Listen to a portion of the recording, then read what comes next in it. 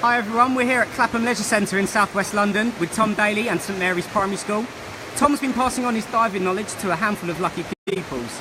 I'm delighted to have Tom here today. Tom, thanks for joining us. Very welcome. And congratulations on winning Diver of the Year at the British Swimming Awards and of course winning the World Championships earlier this year. Thank you. How does this year compare to the other years in your career? I mean, yeah, it's been a great year for me so far. You know, I've been able to, get married. I've world champion again now, and it's been like it's been a great year. I'm looking forward to many years more like it. Great. So you could tell us what brings you down to Clapham Leisure Centre today?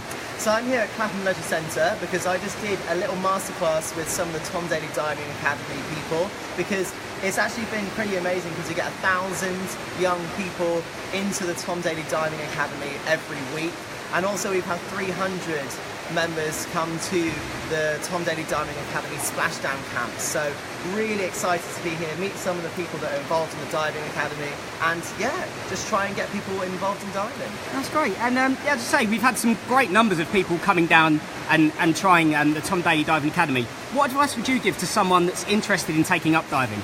I think the biggest bit of advice that I could give someone who wants to try and learn how to dive or just wants to do it for fun is to go and find your nearest Tom Daley Diving Academy. There's lots of locations that you can go and try it out, and you don't have to have a pool that's got diving boards. You can come to a pool here like the Clapham Leisure Centre where you're learning stuff off the poolside, learning the basics, and when you get to a certain level you can then transfer to somewhere that's got diving boards and you can progress your talent from there. That's great, and as you said, it's been a huge year for you, personally, professionally. We're winding down towards Christmas now. What does the rest of the year have in store for you? Lots and lots of training. I'm going to training straight after this, and then I've got the National Championships as the first competition that I'm going to be doing next year, beginning of the year in January down in Plymouth. But until then, it's just lots of training and working on getting my dives more consistent and perfected. Great, thank you, Tom. Now, we've had lots of questions come in via social media, which I know you were looking forward to looking at. Yes. So I'm going to hand you these. So excellent. These have come in from followers of Tom Daley Diving Academy. Oh, wow. Okay, so the first question is from Sophia SCF on Twitter. It says, in your opinion, who is the greatest diver in history? And I think the greatest diver in history is Greg Louganis. He's an American diver who hit his head on the board at the Seoul Olympics, and he came back from that dive and won the Olympic Games. He was Olympic champion multiple times, not just on springboard, he was on platform too, which I think is pretty cool. We got from D-Lance Black News on Twitter, which are the main differences other than the height in diving from the 3-metre springboard and the platform on 10 metre? Well, the main difference is the 3-metre springboard moves and the 10-metre platform is a big concrete slab and doesn't move. So you have to be completely different body shapes and different training if you're going to do springboard compared to platform. Platform divers have to be very quick and agile, whereas springboard divers have to be a little bit slower and stronger to be able to use the board to their advantage and get as high as possible. Then we got another one from Laura on Twitter saying, what was going through your mind when in Budapest they put the gold medal around your neck?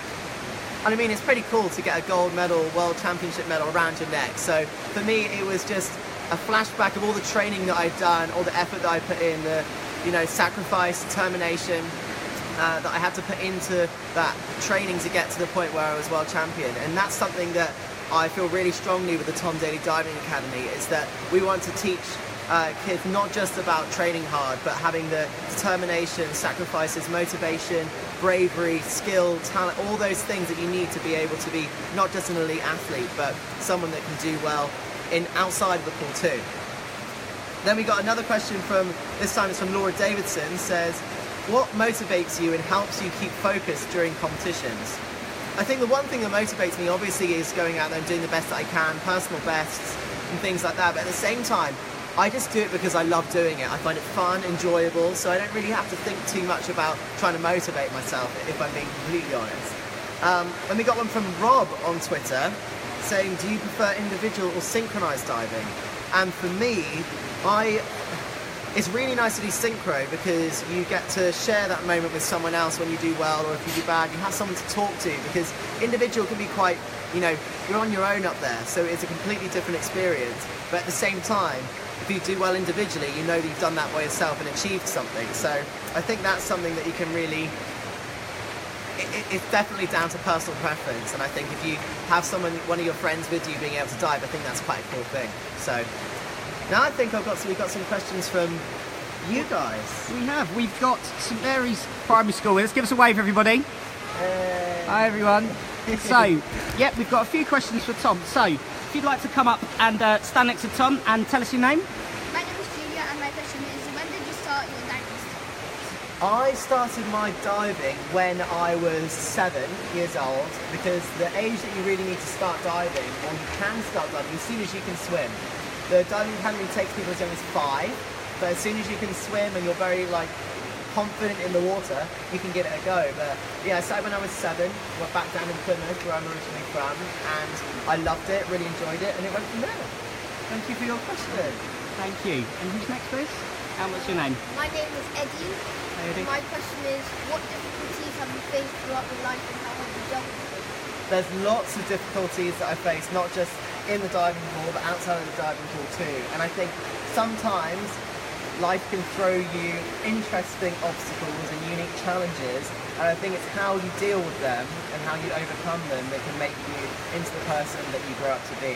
So if you're faced with a massive challenge, try and figure out ways that you can tackle it, because in the future there'll be more challenges to come, and the challenges that you face right now will help you in the future.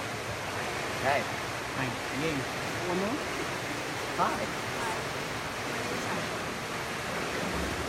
When you bullied in school, and how did you cope with it? Yes, that was one of the challenges that I faced growing up, is that people didn't necessarily understand my love for diving as much as I did. So I did have a tough time at school with people calling me names and being a little bit nasty, and that's one thing that I would say is just know that it happens to a lot of people, more people than you would imagine. And I think the one thing that I would say to everyone here is always try to be the kindest person that you can be, because if you're a kind person, then you can stop that from happening to other people. And if you see that happening to other people in your school or in life outside of school too, then make sure that you let somebody know, because it's really tough for that person to go through that. But those challenges that you overcome, it make you stronger, but it's not very nice at the time. So, and if there is anyone that is suffering from that, then make sure that you let a trusted friend or parent or school teacher know, because I think that can, there are ways to tackle it and ways to overcome it. Okay. Hi, my name is Ella. Hi, Ella. My question is, how did it feel when you won a gold medal?